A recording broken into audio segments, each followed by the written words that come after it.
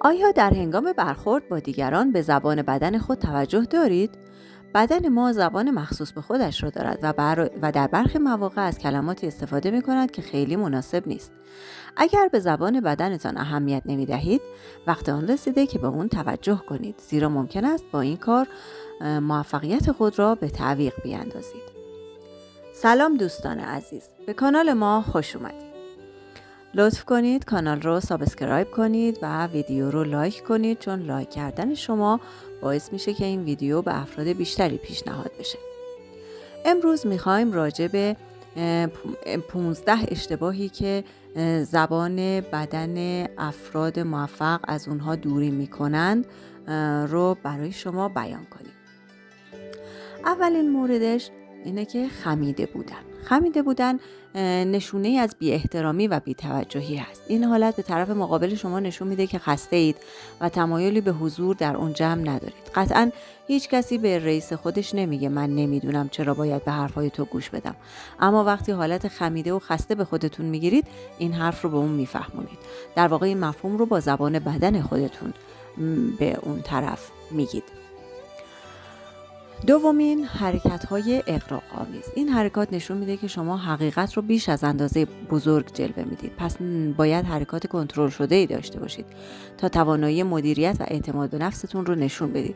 حرکت‌هایی مانند باز کردن بازوها از یکدیگر و نشان دادن کف دست به دیگران نشون میده که شما چیزی برای مخفی کردن ندارید. سومین مورد، نگاه کردن به ساعت. وقتی با کسی حرف میزنید به ساعت خود نگاه نکنید که نشانه بی احترامی، غرور و بی‌حوصلگی شماست. این کار به طرف مقابل میفهمونه تمایلی به صحبت کردن با اون ندارید و میخواید هر چه زودتر اون محل رو ترک کنید. چهارمین مورد، روی برگرداندن از دیگران در هنگام صحبت کردن نشون میده ناراحت و بیمیل هستید، یا شاید نسبت به فردی که با اون حرف میزنید بدگمانید. پس رویتان را به طرف کسی که با او حرف میزنید باشد و در هنگام گوش دادن به صحبت‌هایش سرتان را کمی خم کنید. با این زبان بدن به اون نشون میدید تمام توجه و تمرکزتون رو برای گوش دادن به حرفهای اون به کار گرفتید. پنجمین مورد، دست به سینه بودن و یا پا روی پا انداختن نشان می‌دهد حرفایی که طرف مقابل میزند را قبول ندارید. اگر لبخند هم بزنید، شاید طرف مقابل حس کند تمایلی به صحبت کردن با اون ندارید. حتی اگر با دست به سینه ایستادن احساس راحتی بیشتری دارید، باز هم برای اینکه به طرف مقابلتون نشون بدید علاقه‌مند به گوش دادن به صحبت‌هاش هستید، از این حالت دست بردارید. ششمین مورد، ناهماهنگی میان حرف‌ها و حالات صورت. این مورد سبب میشه تا دیگران فکر کنن مشکلی پیش اومده و شما میخواید اونها رو گول بزنید، حتی اگر دلیل اون رو ندونید. مثلا لبخند عصبی در هنگام رد کردن یک پیشنهاد در طول جلسه به شما کمک نمیکنه تا منظور خودتون رو به درستی بیان کنید. با این حالت طرف مقابل در همکاری با شما احساس ناراحتی میکنه، زیرا فکر میکنه که مرتکب اشتباهی شده اید یا چیزی رو مخفی میکنید. هفتمین مورد، بیش از حد سرتکان دادن بیش از اندازه اضطراب شما رو نشون میده. شاید طرف مقابل سرتکان دادن شما رو به نشانه موافقت یا متوجه شدن موضوعی بدونه، در حالی که واقعا با اون موضوع موافق نیستید یا اون رو درست متوجه نشدید. هشتمین مورد، بیقرار بودن و مرتب کردن موها به طرف مقابل میفهمونه که شما مضطرب، پر انرژی، خجالتی و آشفته هستید. شاید با این حرکت دیگران تصور کنن شما بیش از اندازه به ظاهر خودتون اهمیت میدید و به قدر کافی روی کارهاتون تمرکز ندارید. نهمین مورد، نداشتن تماس چشمی. جلوگیری از تماس چشمی سبب میشه اینطور به نظر برسه که چیزی رو پنهان میکنید و این مسئله سبب بدگمانی میشه.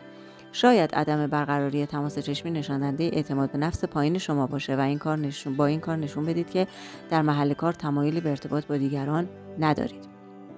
دهمین مورد، تماس چشمی بیش از اندازه هم میتونه یک رفتار تهاجمی به حساب بیاد و به طرف مقابل نشون بده به دنبال تسلط پیدا کردن هستید. معمولا تماس چشمی باید بین 7 تا 10 ثانیه به طول انجامد و تماس چشمی در حین گوش دادن طولانی تر از زمان حرف زدن است. 11مین مورد، چشم چرانی کردن. چرخاندن چشم ها نشانه بی احترامی شما به طرف مقابل است. شاید این رفتار به عادت تبدیل بشه، اما قطعاً قادر به کنترل اون خواهید بود. 12مین مورد، اخم کردن این پیام رو میرسونه که از ارتباط با کسانی که در اطراف شما هستن ناراحتید. عبوس بودن و اخم کردن اطرافیان رو از شما دور میکنه و سبب میشه که فکر کنن مورد قضاوت شما قرار گرفتن. در مقابل لبخند زدن نشون میده فردی با اعتماد به نفس، با رفتاری درست هستید. 13مین مورد، شل دست دادن.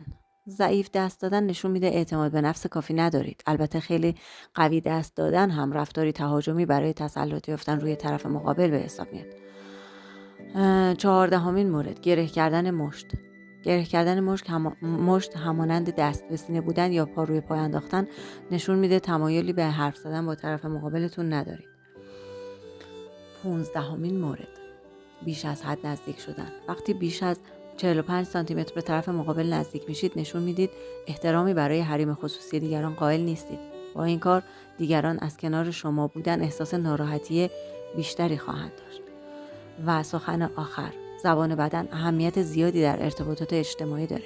اگر سعی کنید از اشتباهات زبان بدن دوری کنید، در زندگی شغلی و شخصی خود روابط بهتری رو تجربه خواهید کرد.